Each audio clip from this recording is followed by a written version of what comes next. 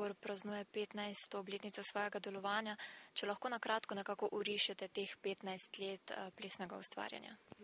Jaz bi rekla, da je bilo zelo pestro, zelo dobro sodelovanje z vsemi, ki so se ukvarjali pri nas z poučevanjem in ustvarjanjem. In vidim en velik napredek v mladih, tako plesalcih, ustvarjalcih, koreografih.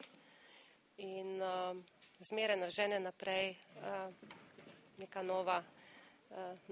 novi izzivi, nove ideje. Bilo je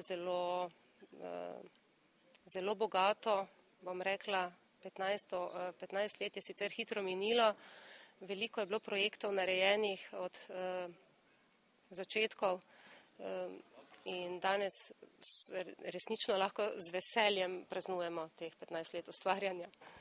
Ste ustanoviteljica kulturnega društva, pa me zanima, kaj vas je gnalo k temu, da na mariborskem območju ustvarite tako društvo? V bistvu sem bila iniciator tega, ampak če ne bi bilo plesalcev, tudi sama ne bi se lotila tega. To se pravi, da je bila ekipa ljudi okrog mene takšna, ki so želeli ustvarjati in so bili to plesalci po 7 letih izobraževanja v okviru plesnega centra takrat in je to dejansko bil en novi zagon. Ustanoviti lastno društvo in skrbeti, da se sodobna odrska plesna ustvarjalnost širi in da spodbujamo mlade k temu ustvarjanju. Ob tej priložnosti ste pripravili tudi predstavo Mali princ.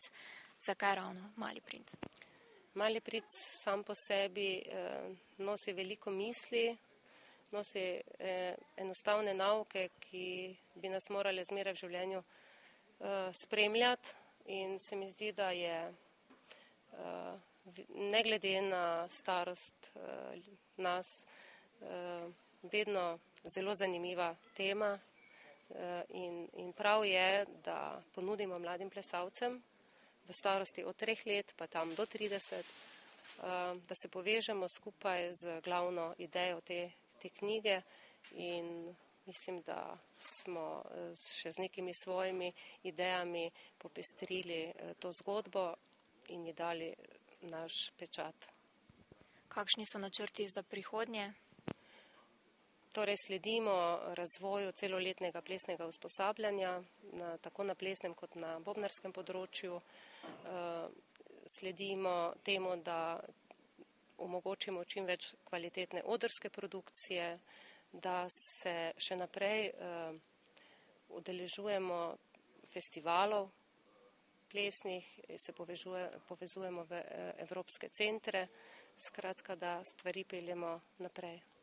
Za konec še vprašanje, kako ocenjujete stanje plesne umetnosti tukaj v Mariboru? Sodobna plesna ustvarjalnost se je do neke mere v zadnjih letih izjemno razmahnila.